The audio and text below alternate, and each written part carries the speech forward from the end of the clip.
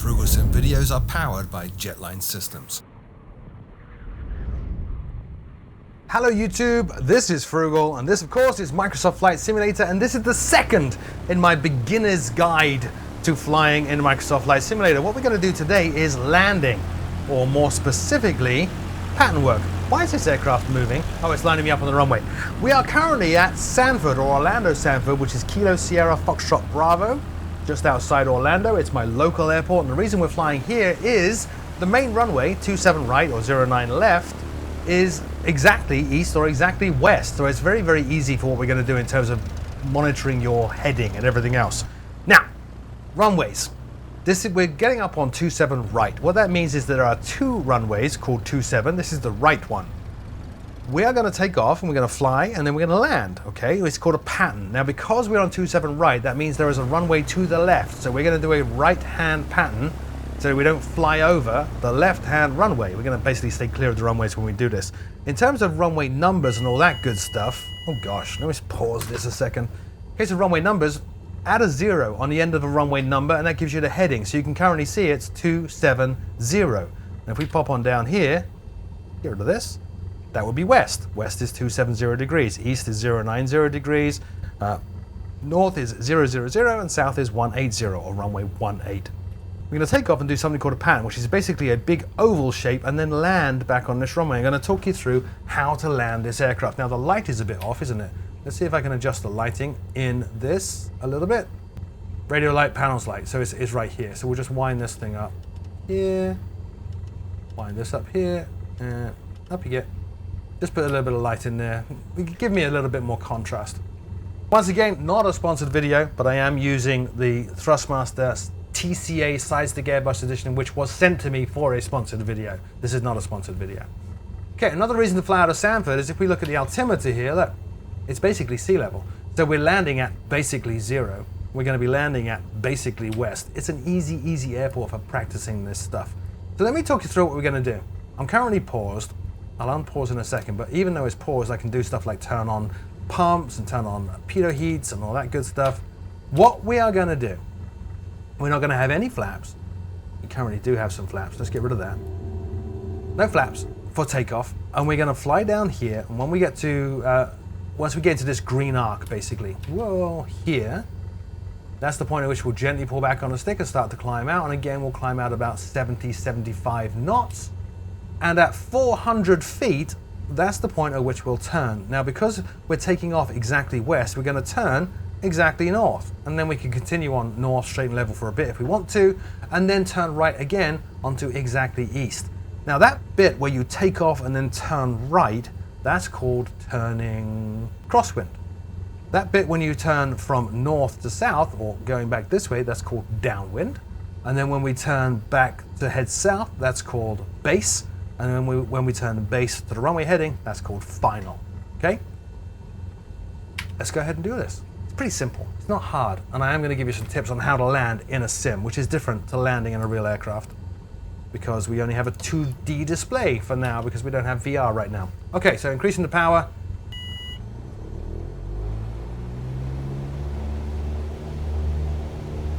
Twist the joystick or use rudder pedals. I'm using pedals to keep us straight on the runway, and we're looking for the speed to enter that green arc, which means we're good to fly. We'll let it get to about 55, 60 knots, and then we'll gently pull back on the stick and start a climb. There we go. Pull back on the stick now, gently, don't yank it up into the sky, and now we're climbing. So at about 400 feet, we're going to maintain our climb at 70 knots. So I'm adjusting the pitch of the aircraft to hold that 70 knots. And at about 400 feet, we're going to do a standard rate turn to the right. Now, because the runway heading is west, a standard rate turn to the right, we want to turn until we're heading north. We put up with the bumpiness. Like I said in the previous video, Florida is very bumpy because of the heat here. There's our 400 feet, all clear on the right. So we'll bank around, step on the slip ball. There's our standard rate turn. Ease the back pressure to get that speed back up again, and now we're heading exactly north, which means we are in crosswind. And if we look to the right, look, we're exactly 90 degrees off the runway, which is perfect. We're just going to head on out here towards the lake a little bit, get a bit of distance. If you want to be very precise about this, you could even use a stopwatch and set a 1 minute straight and level flight. And I'm pitching up at this point because my speeds come up. And we're going to level off at about 1,000 feet. So basically, once we've leveled off at 1,000 feet, that's the point at which I'm going to turn again.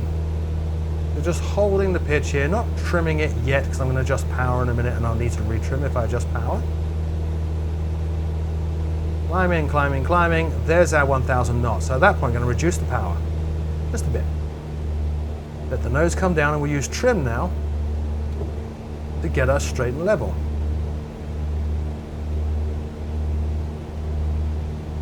I'm really not worried about turning, but I am worried about making sure I'm heading north, which is exactly 90 degrees off that runway.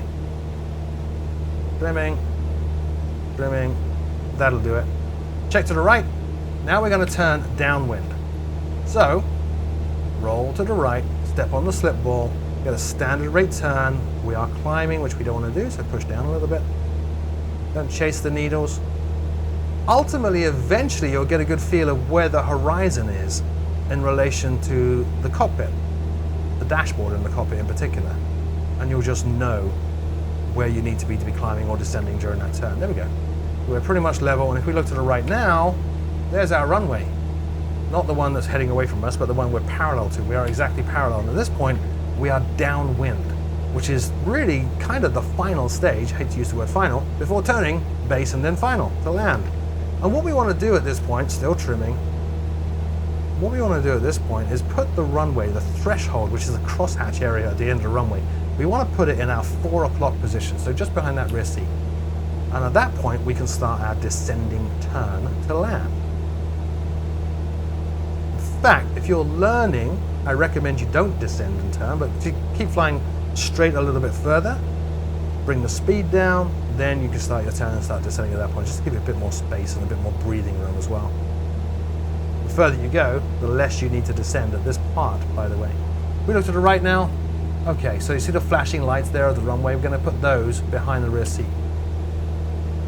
I'm climbing, so we'll trim. Because we don't want to be climbing, we want to be at 1,000 feet, which is our pattern altitude. Not seeing the flashing lights just yet. Cessna X-ray Golf Sierra, you are leaving my airspace frequency change approved. We're not using air traffic control today, we're just going to focus on landing. There we go, that's good. So now what I'm going to do is I'm going to reduce my power, and I'm going to hold the nose on the horizon so we actually don't descend. So that we do descend, but very, very slowly. This is why I told you in the previous lesson, practice using power to manage your rate of descent. Now we'll start our standard rate 30-degree turn, watching the vertical speed. Don't want it to plummet, but about 100-200 feet per minute is good. Cessna X-ray Golf Sierra, acknowledge last transmission. I wish he'd go away. How do I bring him up? Acknowledge. Tower Cessna Alpha Sierra X-ray Golf Sierra frequency change. So now I'm heading south, which means I'm 90 degrees to the runway again. See the flashing lights? So now we're going to keep on descending, but we're in the white arc on the speed. So first stage of flaps comes out. Reduce the power once again. So putting the flaps out is going to give us a bit more lift. And it's also going to slow us down. You need to be conscious of that. We don't want to drop too much on the speed. That would be a serious problem. But we'll start our standard rate turn once again. The wind caught me a bit there. There's the flashing lights. Gosh, the wind is really catching me now. And we're a little bit slower now. Gosh, the wind is really kicking me around up here actually. It's only supposed to be a 4-knot wind, but it's really messing me about. We'll keep an eye on those flashing lights. That's where we want to be landing. Second stage of flaps at this point. Now at this point we have a ton of drag, so we're going to increase power. Still only about 300 or 400 feet per minute rate of descent, and we'll start turning again to keep those flashing lights of the runway in view. And I'm going to increase power at this point as well. Now, you can just see it to the left of the runway. There's some red lights. They're a little bit hazy right now, but I'm increasing the power to level off. Those are called VASI lights or PAPI lights. There's two different systems, but basically if you're seeing all red, you're too low. If you're seeing all white, you're too high. If you're seeing an equal number of red and white, you're perfect. So I'm increasing power to level off because I'm seeing all red, meaning I'm too low. And I just want to line up on the runway here, and then I'm going to pause it and talk you through the next bit and how you can practice this. There we go. See, one white light just came on, the rest are red. You want an equal number of white and reds. You can just about see them, but I will pause it. There you go. These are the lights I'm talking about right here. I don't know if I can zoom in on that. There you go. 1 and 3 reds. We want to see 2 whites and 2 reds. That means we're at the right altitude. And those will adjust as you come down and down and down onto the runway. Now, how to land. Look at the picture here, and that picture is important. See how the runway's facing to the left? That's a bad picture. What I want is the runway going exactly straight up and straight down, and I want to keep it looking that way all the way down. In addition, these flashing lights and the center line, in a simulation, all you need to do, if you're centered on your monitor, is try to get it so that those flashing lights and that center line are pointing directly between your legs. If they're pointing directly between your legs and the runway is straight up and straight down, you're in good shape. So with that said, whoa, bug. Now I'm very low, aren't I? That wasn't cool. I don't know what happened there. So now I'm too low, but that's fine. So I'm just going to increase my power. I'm going to trim the aircraft because it wants to descend for some reason. Still too low, which is fine. We actually have a little bit of a climb going on right now. We are too fast, but that's fine. Let's establish ourselves on the glide slope. This is useful. I'm not going to edit the video here and cut all this out. It's obviously a bug that we came out of active pause pointing at the ground, but anyway. I'm trying now to get that picture of the runway straight up and straight down and the center line between my legs. As soon as I've got it, I'll pause. And I'm reducing power now as well. There. So I paused it once again. Hopefully it doesn't break as soon as I come back. See, the runway is almost straight up. And if we could see the lights, which we can't, maybe I can pop outside and see them. You can see 2 whites. Let's change the angle here. There, 2 whites, 2 reds. So we're at the right angle. Let me feed in some joystick here. Please don't break again. There we go. Now I'm reducing power. I'm going to feed in the final stage of flaps. Look at the speed. You want it coming down towards the bottom of the green at this point. How do you do that? Well, bring the nose up. You can adjust power as well, but just bring the nose up. Look at my rate of descent now. Not very good. So we have 3 whites, 1 red. So I'm reducing my power to speed up my rate of descent or increase my rate of descent. And I'm going to pull the nose back here as well. We're still too high, but this is why we're practicing at a runway that is incredibly large. It's designed to take jets, not Cessnas. There we go. Speed's coming down a bit too much. We're feeding some power. There's 2 whites, 2 reds. Try to keep that center line of the runway heading directly through your legs. Let the speed come down. When you get about 10, 15 feet off the ground or less, pull the nose up, it's called a flare, power off. You should gently touch down. Now, if you want to practice that again, this is called a touch and go. Just increase power, raise your flaps, relax the back pressure on the joystick, get the speed up, and go ahead and do it once again. This time I'll do it, we won't do active pause, so hopefully I don't get stung by that bug. There seems to be another bug actually with my compass down there, which is rotated for no apparent reason. So just repeat the whole process again, but this time I'm not going to pause so I don't get stung by bugs, and hopefully we're good. So we're climbing up to 400 feet. My rate of climb, my speed is too high. So we're going to go nose up, bring my speed back to 70 knots. There's my 400. So we'll turn to the right.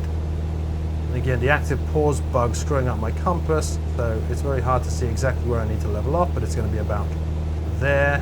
I can check it by looking out the window. There we go. We'll just fly here and climb on up 70 knots until we get to 1,000 feet. So I'm a little bit fast at this point. There, 80 knots. I really want 70 knots.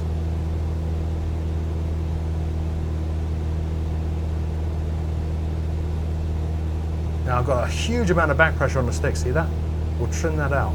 So holding that back pressure, I'm just trimming and then whoa, and then releasing the stick until I know, until I no longer need any back pressure at all, which puts us about there. Reduce the speed, now we'll turn to the right again. Step on that slip wall. We are climbing, which we don't want to be doing. Here we go, 1,000 feet. And we're heading now, should be parallel to the runway or downwind. I can check it by looking out the window. Look at that. Precise. Very good. So now just working on my trim, getting the aircraft nicely trimmed up for straight and level.